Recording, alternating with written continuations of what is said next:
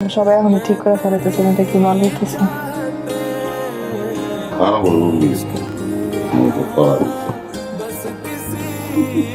দুইটা পড়া পেশাব করে কাটাকাটি করতে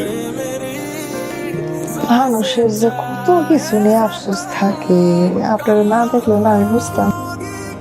এই যে সব ফল রাখা আছে, বুঝছো?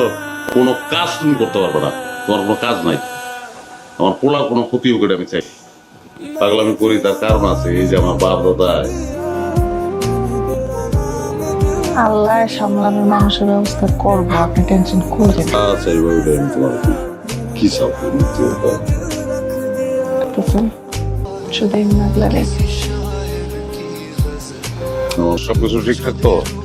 ঠিকঠাক মানে 100%। চাপ তো আমি নেই না রে, চাপ নেই না।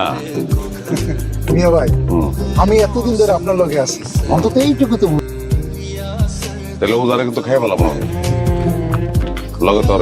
যেহেতু 500 মাস হয়ে গেছে, গঞ্জে গিয়ে একটা ভালো ডাক্তার দিয়ে পরীক্ষা করলাম। ডাক্তার তো পরীক্ষা করানোর পরে যদি যে জামাই আছে